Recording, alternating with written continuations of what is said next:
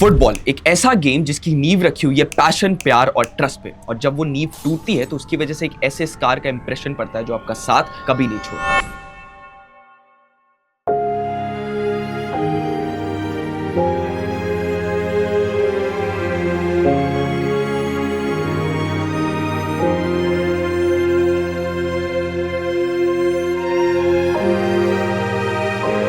और इसी passionate game से जुड़ा हुआ एक हिस्टोरिकल लैंड है जिसका नाम है इटली, और उसी हिस्टोरिकल लैंड पे फैंस का वो सारा ट्रस्ट शैटर हो गया because of the nightmare called कैल्चियोपोली।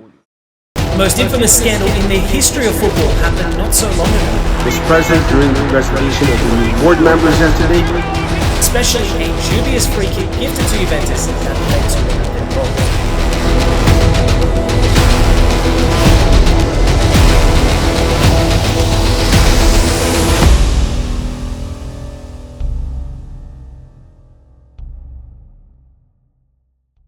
So football fans, अब आप एक चीज इमेजिन करो, आप स्टेडियम में बैठे हो और आपके फेवरेट फुटबॉल प्लेयर्स एंट्री कर रहे हैं, क्राउड रॉर हो रहा है और आप बॉल किक का वेट कर रहे हो और आपको लग रहा है अब आप एक फेयर गेम विटनेस करने वाले हो, लेकिन वो गेम ऑलरेडी जीत लिया गया है। Shocking right?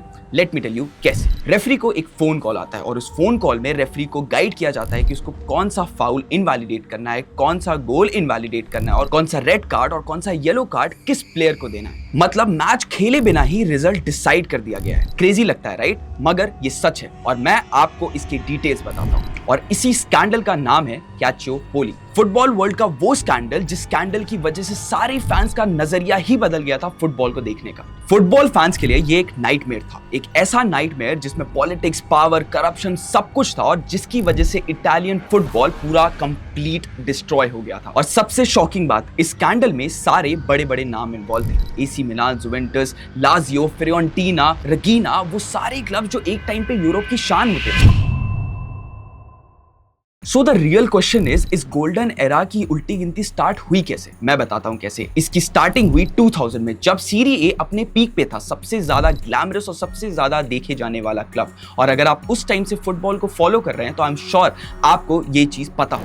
On top of that, Italy में फुटबॉल को एक रिलीजन माना जाता था। हर वीकेंड स्टेडियम्स फुल होते थे और टीवी में सबसे ज्यादा देखे जाने वाली लीग थी सीरी ए। लेकिन इस ग्लैमर और इस फैंसी लाइट के पीछे था एक डार्क ट्रुथ। हर सीजन कुछ ना कुछ रेफरिंग कंट्रोवर्सीज होती थी। एक रेड कार्ड दिया गया जो कि पूरी तरह से इनवैलिड था और एक पेनल्टी दी गई जो कि पूरी तरह से अनफेयर थी। और इन सारी चीजों की वजह से, ये छोटे छोटे डॉट्स कनेक्ट करने की वजह से फैंस को लगने लगा कि कुछ तो गड़बड़ है और सबके मन में ये सवाल उठने लगा क्या रेफरी एक्चुअली न्यूट्रल है? और फिर क्या था, एक दिन ये डाउट एक्चुअली सच में बदल गया और वो साल था 2006। एक ऐसा ड्रामेटिक साल जिसमें इटली ने वर्ल्ड कप तो जीता, उसी के साथ एक स्कैंडल भी अनफोल्ड हुआ।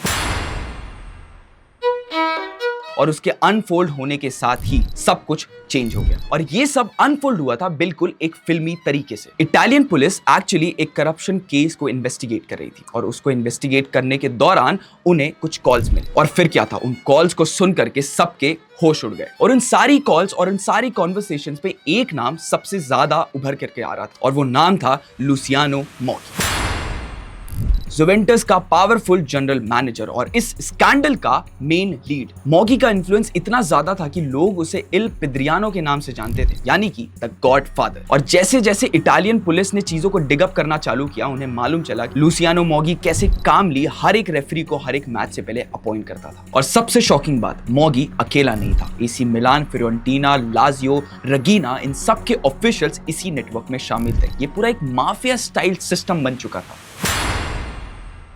चलिए एक सिंपल एग्जांपल देकर के मैं आपको समझाता हूँ। एक क्लब ऑफिशियल एक रेफरी डिजिग्नेटर को कॉल करता है और उसे कहता है, आज हमारे एक राइवल के साथ मैच है, हमें प्लीज एक फ्रेंडली रेफरी असाइन कर दो और उन्हें एक स्ट्रिक्ट रेफरी जिससे उन्हें ज्यादा कार्ड्स मिले। अब आप सोचिए, जहां पे रेफरी का काम इतना ज्यादा क्रूशल है, अब रेफरी एक पपेट की तरह एक्ट कर रहे थे और उनकी स्ट्रिंग्स कोई और खींच रहा था और वो कोई और खींचने वाला कोई और नहीं, क्लब ऑफिशियल्स ही थे जो बोर्ड रूम में बैठ करके ये सारा कुछ कर रहे थे। इन्वेस्टिगेशन के दौरान हंड्रेड्स ऑफ कॉल्स सामने आए और कुछ कॉल्स में तो इतनी डिटेल्स दे रखी थी कि रेफरी को ये तक बताया गया था कि अगर एक डाउटफुल पेनल्टी मिले तो उसे इग्नोर करना है और अगर सामने वाली टीम प्रोटेस्ट करे तो उन्हें तुरंत येलो कार्ड देना है। मतलब अब ये कहना तो बिल्कुल ही वैलिड होगा कि रेफरिंग फुटबॉल के रूल से नहीं, एक्चुअली फोन की स्क्रिप्ट से चल रही थी और वो स्क्रिप्ट क्लब ऑफिशियल्स और लुसियानो मोगी पास करते। और जब ये न्यूज लीक हुई तो पूरे इटालियन मीडिया में तूफान समझ गया। हर रोज नए नाम एक्सपोज हो रहे थे, हर रोज नए कॉल सामने आ रहे थे, नई डिटेल्स और नई नई चीजें जिनके थ्रू ये सारे मैचेस टैंपर किए जाते। फैंस के लिए ये एक डेली सोप ओपरा बन गया था। एक दिन न्यूज़पेपर के फ्रंट पेज पे रेफरी की कॉल ट्रांसक्रिप्ट होती थी और अगले ही दिन उसमें इन्वॉल्व प्रेसिडेंट का नाम सामने आ जाता था। बात इतनी बढ़ चुकी थी कि फैंस अब चैंट करने लगे थे गेम ओवर और ये सब कुछ स्क्रिप्टेड है, सबको सारी चीजें अब फेक लगने लगी थी। और इन सारी चीजों की वजह से पूरे इटालियन फुटबॉल की क्रेडिबिलिटी मिट्टी में मिल गई थी। स्पॉन्सर्स अब पीछे हटने लगे थे और